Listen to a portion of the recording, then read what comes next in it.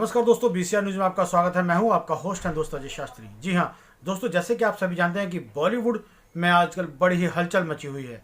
जी हां, जैसा कि अभी 2 दिन पहले आपने देखा कि महेश भट्ट के भांजे की बहू ने जो एक खुलासा किया था कि उनका पति जो है सुमित सब्रवाल ड्रगिस्ट है, वो ड्रग सप्लाई करता है और महेश भट्ट उनको पूरा सपोर्ट करते हैं। तो वो चीज़ जो है आज उन्होंने प्रेस कॉन्फ्रेंस करके सभी मीडिया वालों के सामने रखी है और जो उन पर एफआईआर हुई है उसके बारे में भी उन्होंने बताया है। तो आइए चलते हैं आपको लेकर लवीना लोध जी के पास में, जहाँ पर वो मीडिया से रूबरू हो रही हैं और वो सारी जानकारी दे रही है कि उनका जो पति है सुमित सब्रवाल और महेश भट्ट मिलकर किस तरह से ड्रग्स का और लड़कियों को सप्लाई करने का कारोबार करते हैं। देखिए, मेरे और मेरे हस्बैंड का जो डिस्प्यूट हुआ था वो 2016 में हुआ था।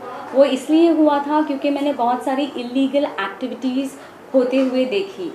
जो सुमित सब्रवाल मेरे हस्बैंड है, मैंने देखा कि वो ड्रग्स सप्लाई करते हैं और उनके फ़ोन में अलग अलग किस्म की लड़कियों की फ़ोटोज़ होती है।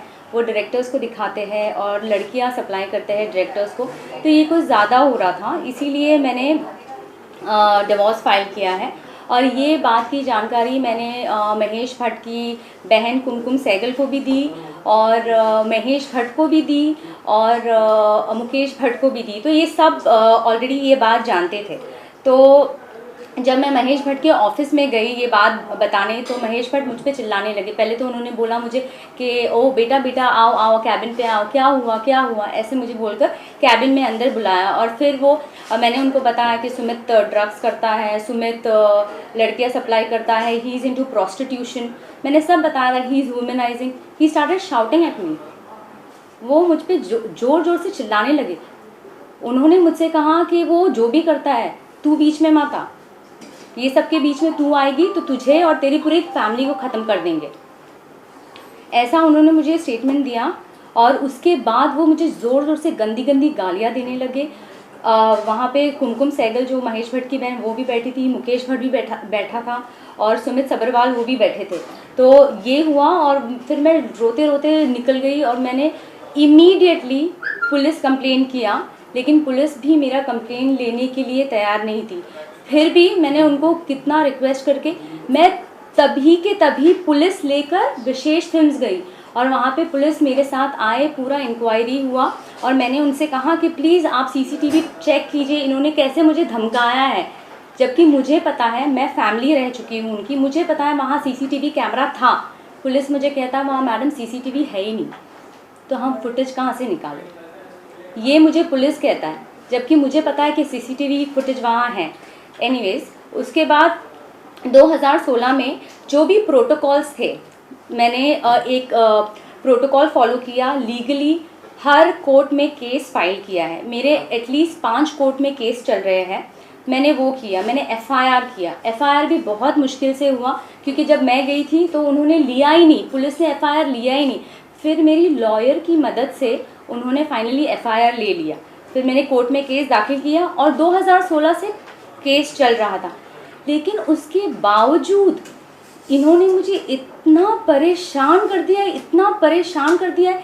पहले तो ये, आप अगर इनके खिलाफ कुछ भी करो तो ये पीछे से आपका काम बंद कर देते हैं, सबको बोलते हैं इसको काम मत देना। ये उनकी पुरानी आदत है और ये मैंने देखा हुआ है और इन्होंने ये बहुत लोगों के साथ किया है, एक्टर्स के साथ, डायरेक्टर्स के साथ, कंपोजर्स के साथ। आप और जो भी मैं बोल रही हूँ ड्रग्स वगैरह, ये सब ने देखा हुआ है विशेष फिल्म में। ये हर एक आदमी को मालूम है कि उनकी कंपनी में ऊपर से नीचे तक लोग ड्रग्स करते हैं, लेकिन कोई भी आगे आके बोलता नहीं है क्योंकि उनको ये डर है if they stand against Mahesh Bhatt तो ऑब्वियसली सबसे पहले तो उनका जॉब चला जाएगा। तो ये लोग आपको आइसोलेट कर देते हैं। इन्होंने मेरा जॉब ले लिया, फाइनेंशियली आपको तोड़ देते हैं। फिर इन्होंने मुझ पर मेंटल प्रेशर क्रिएट किया, मेरे घर पे घुसने की कोशिश की। महेश भट्ट की बहन और पूरे बिल्डिंग वाले मेरे घर पे मुझे मारने आए थे। मुझे इतना परेशान कर रही है हर तरह से। फिर मेरा खाना रोक दिया इन्होंने, मेंटली मुझे इतना परेशान किया। मेरे बिल्डिंग में हर जो भी मेंबर्स हैं उन सब के घर पे खाना वॉचमैन रखने जाता है। मेरा नीचे से डिलीवरी बॉय को धमकाया जाता है, इसके घर में खाना, दूध, दवाई, मेरे पेट का सामान कुछ भी यहाँ डिलीवर नहीं होगा। उसका मेरे पास प्रूफ है जो कि मैंने सोशल मीडिया पे डाला है दूध वाले का। और मेरे पास वॉचमैन का कन्फेशन है जहाँ पे वॉचमैन ने ये बात बोली है कि मैडम सिर्फ आपके घर में सामान रखने को मना किया है, बाकी हम लोग सबके घर में सामान रखते। तो इस तरह से मुझे बहुत प्रेशराइज कर रहे, मेरे पे सूट फाइल कर रहे हैं, जबकि कोर्ट ने सारे रिलेशंस देखे हैं और मैं उनकी रिलेटिव हूँ ये मानकर कोर्ट ने वो घर जो करंटली मैं जिस घर में रह रही हूँ वो मेरा मैट्रिमोनियल घर है, कोर्ट ने ये ऑर्डर दिया है कि मैं ही उस घर में रहूँगी और मुझे पुलिस प्रोटेक्शन मिलेगा। उसके बावजूद ये मुझे परेशान कर रहे हैं। और अभी हाल ही में मुकेश और महेश भट्ट की बहन कुमकुम सहगल और उनके बेटे ने मुझ पर सूट फाइल किया है मुझे घर से निकालने के लिए। क्यों भाई, आप 10 साल तक सो रहे थे, मैं 10 साल से उस घर पे रह रही हूँ, वो मेरे पति का घर है, आज आप आके बोल रहे हैं वो घर आपके बेटे का है? नहीं, ये सिर्फ मुझे हैरेस करना चाहते हैं। अभी भी मुझ पर डिफेमेशन केस फाइल किया है। डिफेमेशन किस पे होता है? किस पे होता है डिफेमेशन? जो झूठ बोलता है। मैं तो फैक्ट्स बता रही हूँ, मैं ट्रूथ बता रही हूँ। क्यों कर रहे हैं मेरे पे डिफेमेशन फाइल? हाँ, और मैं आपको, अगर आपको और भी जानना है तो मैं रिक्वेस्ट करूँगी CBI, NCB, ED, ये सारी जो मुंबई पुलिस, ये सारे जो एपेक्स इंस्टीट्यूशन है, अगर आपको जानना है ड्रग्स के बारे में, मैंने तो फ़िलहाल जो भी नाम आउट किए हैं वो मैंने देखा और भी बहुत बड़े बड़े नाम हैं। और आपको अगर ये जानना है तो प्लीज़ आप सुमित सबरवाल जो मेरे हस्बैंड हैं, जो 20 साल से विशेष फिल्म में काम कर रहे हैं, आप उनको बुलाइए, आप उनको क्वेश्चनिंग कीजिए, आपको सारे नाम मिल जाएंगे। और आपको डर नहीं है ना, तो आप दिखाइए, आप सबका फ़ोन, महेश भट्ट से फ़ोन लीजिए, मुकेश भट्ट से फ़ोन लीजिए, इनके फाइनेंशियल स्टेटस चेक कीजिए, घर चेक कीजिए, इनकी कंपनी चेक कीजिए, इनकी हर एक चीज़ चेक कीजिए। बुलाइए ना इनको क्वेश्चनिंग के लिए, आपको पता चल जाएगा, क्योंकि मैंने तो सब कुछ देखा है अपनी आंखों से और वही मैं बता रही हूँ।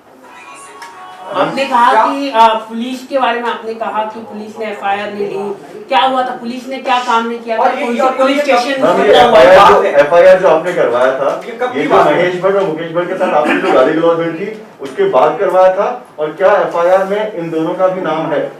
जी, मैंने FIR मुकेश भट्ट, महेश भट्ट सबके लिए बोला था, लेकिन मेरा स्टेटमेंट लिखा नहीं गया। आज मैं वो वर्सोवा पुलिस स्टेशन है, आज मैं पुलिस स्टेशन में जाती हूँ एक वॉचमैन के बारे में कंप्लेन करने के लिए कि वॉचमैन दादागिरी कर रहा है, मेरा सामान ऊपर नहीं भिजवाता है। वो मेरा कंप्लेन नहीं लेते।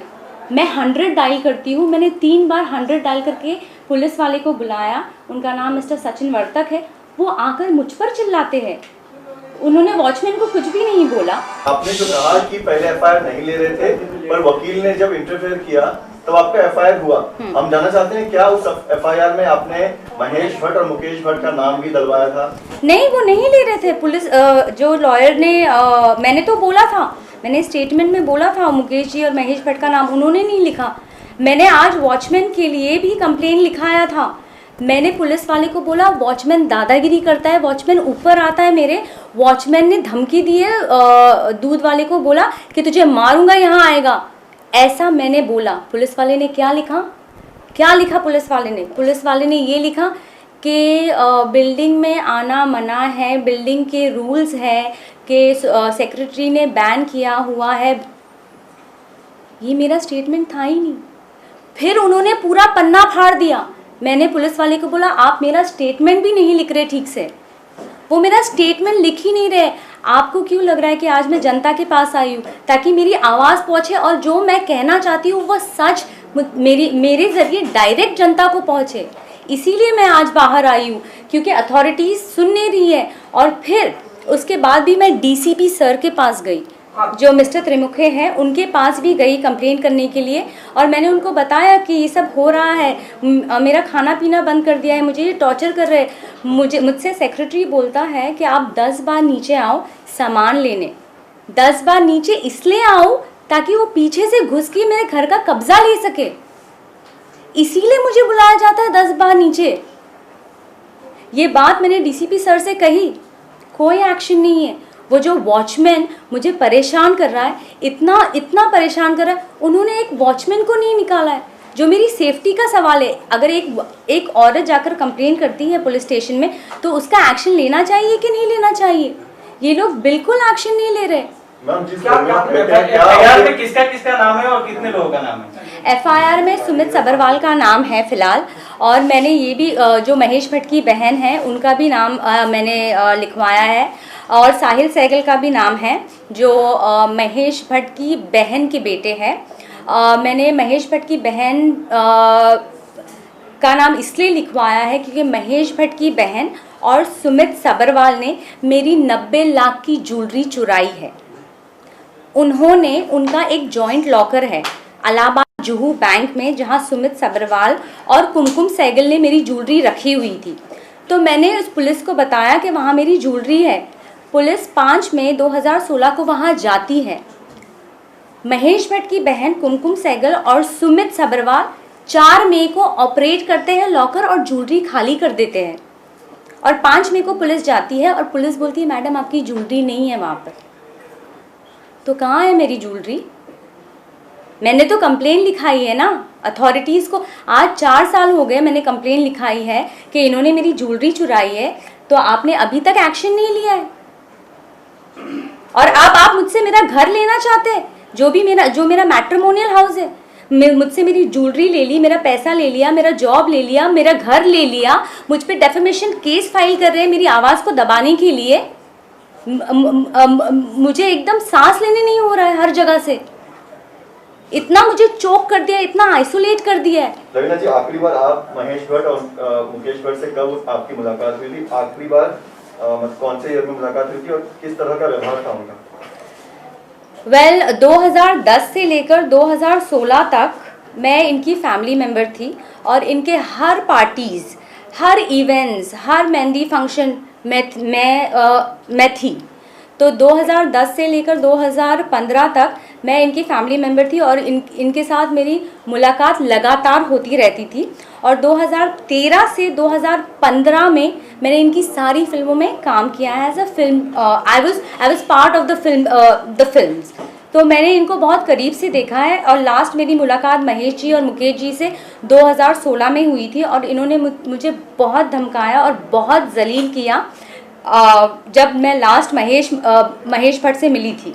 उसके बाद भी क्या कभी फोन पर धमकी दी आपको डायरेक्टली महेश भट्ट या मुकेश भट्ट ने 2016 के बाद? जी नहीं, उन्होंने फ़ोन पे उसके बाद उन्होंने मुझ पे सूट फाइल किया है, बोगस सूट, मेरा घर छीनने के लिए, जबकि कोर्ट ने ये ऑर्डर दिया है कि ये घर में मैं ही रहूँगी। आज 3 बजे कोर्ट में हियरिंग थी और मेरे लॉयर वहाँ गए थे। तो कोर्ट ने कहा, उन्होंने ये बोला था कि जो भी मैंने सोशल मीडिया पे वीडियो रिलीज़ किया है उसे वो डिलीट कर दे, क्योंकि everything is false and she is not telling the truth. लेकिन कोर्ट का ये ऑर्डर आया है that she will not delete the videos, और वीडियोज़ वहीं रहेंगे, because I am not making any defamatory statement. जो भी मैं बोल रही हूँ वो सच बोल रही हूँ, और and I stand by it. जो भी स्टेटमेंट्स मेरे मुंह से जाएंगे, I stand by it. So these are the facts, this is the truth. तो देखा दर्शकों किस तरीके से लवीना लोध ने अपना जो है पूरा पक्ष रखा मीडिया के सामने, और किस तरीके से उन्होंने जो बताया कि उनके खिलाफ किस तरह से षड्यंत्र रचा जा रहा है, वो सारी बातें आपके सामने रखी हैं। तो हमें ये लगता है कि कहीं ना कहीं कोई ना कोई, जिस तरह से महेश भट्ट का जो नाम ले रही हैं, सुमित सबरवाल का नाम ले रही हैं, और भी कई लोगों का नाम ले रही हैं, तो कहीं ना कहीं कुछ ना कुछ तो आग जल रही है। यानी कि जब आग जलती है तो धुआं उठता है, तो कहीं ना कहीं कुछ ना कुछ तो बीच में लोचा है, जिसको लेकर के आज लवीना लोध जो है मीडिया से रूबरू हुई हैं। तो दोस्तों, जैसे आगे खबर मिलेगी हम आपसे फिर रूबरू होंगे इस खबर को लेकर के। और जो बॉलीवुड में जो गहमा गहमी हो रही है, ये तो आप सबको पता है, ये तो जग जाहिर है कि इसमें तो कोई कहीं दो राय वाली बात नहीं है कि जिस तरह से बॉलीवुड आज एक नशे के चक्रव्यूह में फंस चुका है। जी हाँ, तो ये बड़े मुर्गी जो है ये भी सामने नहीं आ रहे हैं, और एनसीबी जो है छोटे छोटे मुर्गों को सामने ला करके जो है खुलासे कर रही है कि हम इनको ले आए। लेकिन ये बहुत ही बड़ा जो है खुलासा आज जो है लवीना लोध ने किया है। ये बहुत बड़ी बात है कि सरकार के मुंह पर भी तमाचा है कि जिस तरीके से सरकार इस केस को दबाने की कोशिश कर रही है, उसी तरह से उबाल आता जा रहा है, और जो है एक एक खुलासा जो है सामने सबके आता जा रहा है। अगर सरकार को समझ में नहीं आ रही बात, तो प्लीज़ इस केस को एनसीबी पे छोड़े, एनसीबी के के जो कार्रवाई है उसके में उसमें बाधा ना डालें और एनसीबी को खुलकर काम करने दीजिए।